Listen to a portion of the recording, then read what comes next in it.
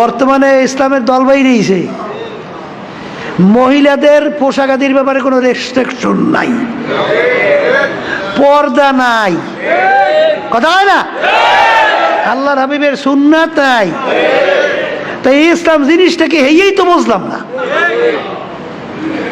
ইসলামের ভিতরে মাথা নাই, পেট নাই, পাও নাই, লেজ নাই, এই এরম বা কেউ বাপের বসে দেখছেন আপনারা?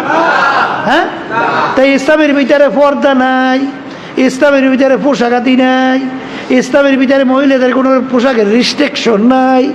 এই ইসলামের ভিতরে এক টেবিলে বইসা এইবার আবার বেপরদা মহিলা ইফতারি করবে, হ্যাঁ বলে ইসলাম। তারপরে ইসলাম ডাকি, এত হুনি নেই জীবনে, আর দেখলামও তো না। এ হলে ধোকাবাজি ইসলাম। অনেকে ইসলাম নাম দিয়া এইবার এই প্রচলিত কুফরি গণতন্ত্র এইটা মাইনা এইবার আবার বিরাট সাইনবোর্ড লাগাইছে আমি ইসলাম। ওই গ্রামে একটা কথা আছে, কথা বুঝছেন? এখন কই লাভ নাই, অন্য খারাপ বুঝছেন? ওই ইসলাম নাম রাখার জন্য নাম রাখছে ইসলাম, আর রাখছে শান্তি, কথা বুঝছেন? তখন ওই শান্তি আর ইসলাম, ওই শান্তি আর ইসলামই পায়, কিন্তু আসলে মূলত ইসলাম এর নাম না, কথা বুঝছেন? ইসলাম ভিন্ন জিনিস। মা আতাকুমুর রাসূলু ফাখুযুহু ওয়া মা নাহাকুম আনহু ফান্তাহু।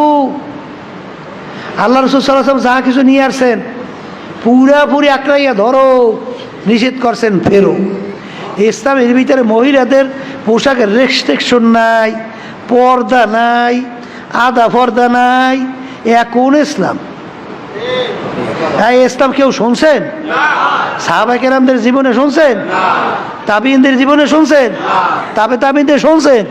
এই ইসলাম পাইছে কই? কোথার থেকে আইছে? কোথার থেকে বানাইছে? খবরদার, এরকম কিন্তু বহুত ঘটনা ঘটতে থাকবে শেষ যুগের মধ্যে, কিন্তু সতর্ক থাকা লাগবে। ৭৩ দলের ভিতরে ৭২ দল ধ্বংসপ্রাপ্ত জাহান্নামে। আমি বলি না, আল্লাহ রাসূল বলছেন। কিন্তু মিশকাত শরীফের হাদিস, তিরমিজি শরীফের হাদিস, সহিহ হাদিস, কথা ঠিক কিনা? এই জন্য আমার বাজানদেরকে বলবো, পর্দা আলে মা বোনদেরকে বলবো, খবরদার গীবত, অন্যের দোষ পরিচর্যা করা, আলোচনা করা অন্যের কাছে শুনতে ভালোই তো লাগে, যে শোনে হ্যারও ভালো লাগে, যে বলে তারও ভালো লাগে, কিন্তু তুমি শেষ।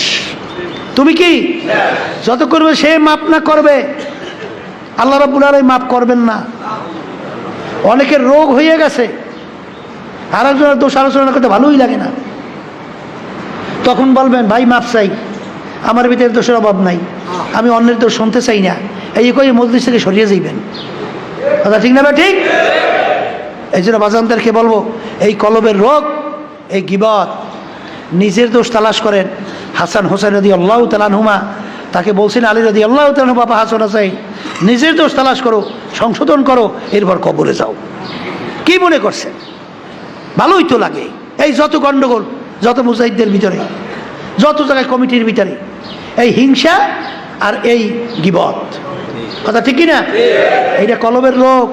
কি মানুষই কবরে যাইছেন? আসতে কয় চান না? মানুষই কবরে যাই চান না? আল্লাহকে সম্মানিত হইতে চান না? তো এই রোগ দূর করতে হবে, এই রোগ দূর করতে হবে।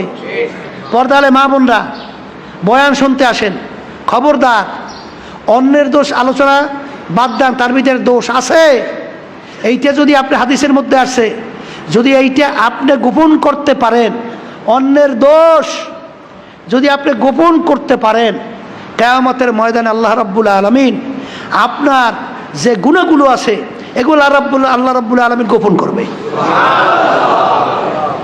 আমি বলছি না, আল্লাহ রাসূল সাল্লাল্লাহু আলাইহি ওয়াসাল্লাম। তাই তুমি যদি অন্যের দোষকে গোপন করো, কিয়ামতের ময়দানে আল্লাহ রাব্বুল আলামিন তোমার দোষকে গোপন করবে। এর অর্থ কি? গোপন কইরা, প্রকাশ না কইরা তুমি ছিলা জাহান্নামের কীট, তোমাকে আল্লাহ ঘোষণা দিয়ে দেবে বেহেশতের মেহমান। তাহলে কি অন্যের দোষ আলোচনা করে লাভ হইল না ক্ষতি হইল? মজা তো লাগছে, কিন্তু এই রোগ দূর করতে হবে, কথা ঠিক কিনা? তা আল্লাহ রাব্বুল আলামিন আমাদেরকে এই কলবকে পরিষ্কার কইরা আল্লাহর খাস বন্ধ হইয়া বান্দি হইয়া কবরে যাওয়ার তৌফিক দান করুক।